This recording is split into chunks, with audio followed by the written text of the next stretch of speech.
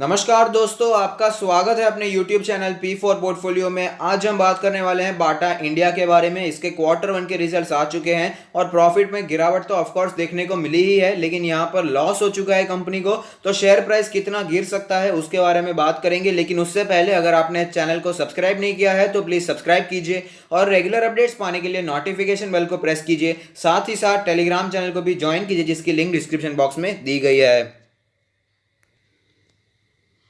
तो आप देख सकते हैं बाटा इंडिया का लास्ट ट्रेडेड प्राइस है 1257 रुपीज़, जो कि 0.5% नीचे दिखाई दिया है। अगर बात करें इसके 52 वीक लो का तो वो है 1000 रुपीज़ का लेवल, जिससे ये 25% ऊपर चल रहा है। लेकिन अपने 52 वीक हाई 1900 के लेवल से अभी भी अच्छे खासे करेक्शन पे हमें ये अवेलेबल है। अगर बात करें वैल्यूएशन के बारे में तो मार्केट कैप है 16,000 करोड़ के आसपास, पी रेशियो 49.45 है, जबकि इंडस्ट्री का पी 47.19 है। प्राइस टू बुक रेशियो है 8.53, डिविडेंड 0.32%। डिलीवरेबल्स जो दिखाई दे रहे हैं वो 22.38 की स्ट्रॉन्ग 22.38% की डिलीवरी हमें यहाँ पर दिखाई दे रही है। तो अब चलिए देखते हैं इसके क्वार्टर वन के रिजल्ट्स कैसे आए हैं।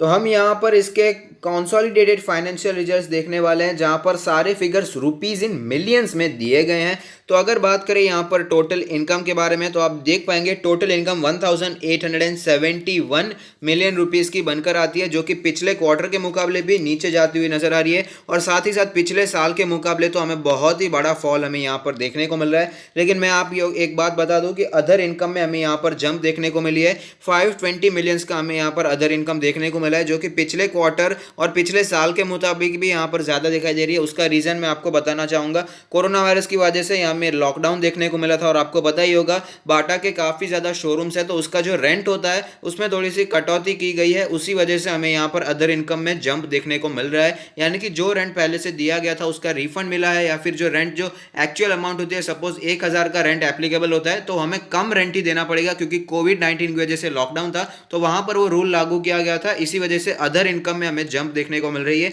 यहाँ पर रेफर नोट 6 भी दिया गया है, लेकिन मैं आपको यहाँ पर समरी उसकी दे रहा हूँ। नेक्स्ट अब बात कर लेते हैं प्रॉफिट और लॉस फॉर द पीरियड के बारे में। तो यहाँ पर लॉस देखने को मिल रहा है 1008 मिलियन के आसपास, यानी कि करोड़ में कन्वर्ट करें तो 100 करोड़ का हमें यहाँ पर लॉस देखने को मिल रहा है, जो कि 384 मिलियंस का प्रॉफिट था पिछले क्वार्टर में। पिछले साल की बात करें यानी कि जून 2019 के क्वार्टर के बारे में तो 1009 मिलियन रुपीस का हमें यहाँ पर प्रॉफिट देखने को मिला था। तो तकरीबन 100 करोड़ का हमें प्रॉफिट देखने को मिल रहा था जून 2019 में, और जून 2020 में हमें आप देख पाएंगे 100 करोड़ का लॉस देखने को मिल रहा है। तो यहाँ पर प्रॉफिट में गिरावट तो हुई है, बल्कि लॉस में कन्वर्ट हो चुका है। तो अच्छी खासी यहाँ पर पिटाई हमें बाटा की दिखाई दे सकती है। तो कौन से लेवल पर हमें बाय करना चाहिए, कौन से लेवल तक ये गिर सकता है, उसके बारे में भी बात कर लेते हैं। तो आप देख सकते हैं कि हम लोग चार्ट्स पर आ चुके हैं, जहां पर हमें पता चलता है कि मार्केट क्रैश के समय पर 1000 का लेवल एज ए सपोर्ट दिखाई दिया, और उसके बाद हमें तेजी दिखाई दी थी 1400 के आसपास, 1500 के आसपास शेयर ने जाने की कोशिश की, लेकिन उसके बाद यहां पर वीकनेस बरकरार रहती हुई हमें नजर आ रही है। करंट सिचुएशन के बारे में बात करें तो सारे मूविंग एवरेज के नीचे फिलहाल ये ट्रेड कर रहा है। इंडिकेटर्स की बात करें तो मनी फ्लो इंडेक्स का नंबर कैलकुलेट होकर आता है 35.29। अब देख पाएंगे यहाँ पर वीकनेस हमें साफ साफ नजर आ रही है। आरएसआई के बारे में बात करें तो आरएसआई का नंबर है 44.16। अब देख पाएंगे यहां पर भी हमें थोड़ी सी वीकनेस नजर आ रही है। एमएससीडी के बारे में भी बात कर लेते हैं। तो यहां पर जो एमएससीडी में सिग्नल्स बनते हुए नजर आ रहे हैं, थोड़ा सा कंफ्यूजन पहले फिलहाल दिखाई दे रहा है, लेकिन यहां पर बियरिश क्रॉसओवर की पूरी संभावनाएं बनकर आती है। बॉलिंजर बैंड के बारे में भी बात कर लेते हैं। तो यहां पर बॉलिंजर बैंड के अपर बैंड के आसपास जाने के बाद रेजिस्टेंस फेस करना पड़ा, और एक ही दिन में स्टॉक में अच्छी खासी गिरावट आ गई। मीडियन के भी स्टॉक हमें नीचे आता हुआ नजर आ रहा था। उसके अगले दिन यानी कि आज के दिन भी हमें गिरावट ही देखने को मिली है। लोअर बैंड है 1236 के आसपास का लेवल, मीडियन जो है वो है 1279 का लेवल, अपर बैंड है 1322 के आसपास का लेवल। पिवट पॉइंट्स के बारे में बात कर लेते हैं। पिवट लेवल है 1286 का लेवल, जिसके नीचे फिलहाल स्टॉक ट्रेड कर रहा है। रेजिस्टेंस की बात करें तो वो है 1334 का लेवल, जिसके नीचे भी रेजिस्टेंस के नीचे ही हमें स्टॉक ट्रेड करता हुआ नजर आता है। उसी के आसपास स्टॉक ने पहले रेजिस्टेंस लिया और वापस गिरावट भी दिखाई। नीचे के सपोर्ट्स के बारे में बात करें तो 1220 का सपोर्ट हमें इसमें दिखाई दे रहा है। उससे भी नीचे जाए तो 1173 का लेवल भी हमें यहाँ पर दिखाई देता है।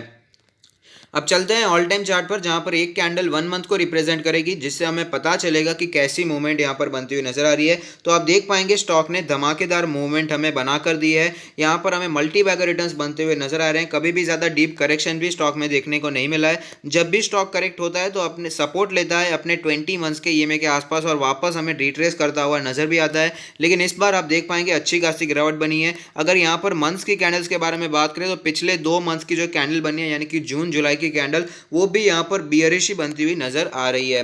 तो पोजीशंस के बारे में भी बात कर लेते हैं। अगर आपने बहुत ही ज़्यादा ऊपर पोजीशन बनाकर रखी है, आप अभी डीप लॉस में चल रहे हैं, तो मेरा मानना है यहाँ पर आपको लॉस बुक नहीं करना चाहिए, क्योंकि कंपनी बहुत ही अच्छी है। ये तो आपको भी पता होगा, एज अ कंज्यूमर आप बाटा को जानते होंगे। बाटा नाम ही ऐसा बन चुका है बाटा कि हमें लगता है कि इंडियन कंपनी है, जबकि इंडियन कंपनी नहीं है। तो इतना ज़्यादा बाटा का मैनेजमेंट अच्छा है कि इतना ज़्यादा फुटवेयर्स में इसने अपना पैर जमा कर रखा है। तो यहाँ पर लॉस बुक करने का रीज़न मैं आपको कोई भी मैं नहीं बता सकता। एक भी रीज़न नहीं है कि क्यों यहाँ पर लॉस को बुक किया जाए।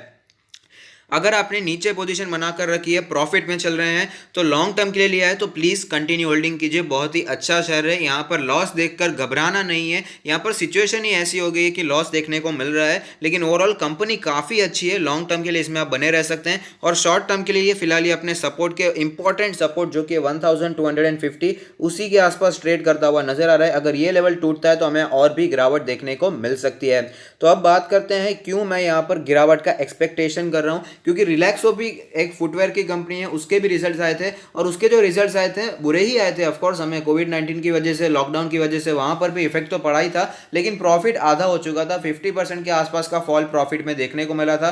50 करोड़ का प्रॉफिट यहाँ पर हमें 25 करोड़ के आसपास होता हुआ नजर आ रहा था। लेकिन बाटा इंडिया में सिचुएशन थोड़ी और बिगड़ गई है। 100 करोड़ का प्रॉफिट यहाँ पर 100 करोड़ का लॉस हो चुका है। तो सीधा उसे कंपैरिजन किया जाएगा रिलैक्सो फुटवेयर से। इसीलिए यहाँ पर मुझे लगता है कि गिरावट बन सकती है। मैं गलत भी हो सकता हूं, लेकिन मेरी ऐसी विचार है कि यहां पर हमें गिरावट इसीलिए देखने को मिल सकती है क्योंकि रिलैक्सो ने इससे बेहतर परफॉर्म किया है। तो यहां पर फ्रेश बाइंग के लिए, जैसे कि मैंने कहा, 1250 का एक इंपॉर्टेंट सपोर्ट है। अगर ये लेवल टूट जाता है तो हमें यहां पर और भी गिरावट देखने को मिल सकती है। तो कौन से लेवल्स पर बाय करना चाहिए वो भी मैं आपको बताना चाहूंगा, क्योंकि एक बार लॉस देखकर घबराना नहीं है। कंपनी अच्छी है, फंडामेंटली स्ट्रांग है, ये हमें मौके देगी। अगर गिरता है तो यहां पर बाय करना है। तो जो सपोर्ट्स के लेवल है वो है 1150 के आसपास का लेवल, क्योंकि स्टॉक ने काफी देर उसी लेवल के आसपास कंसोलिडेशन दिखाया था और वही लेवल उसके लिए एज अ सपोर्ट दिखाई दिया था और उसी के बाद हमें तेजी भी दिखाई दी थी। तो अगर आपको 1150 से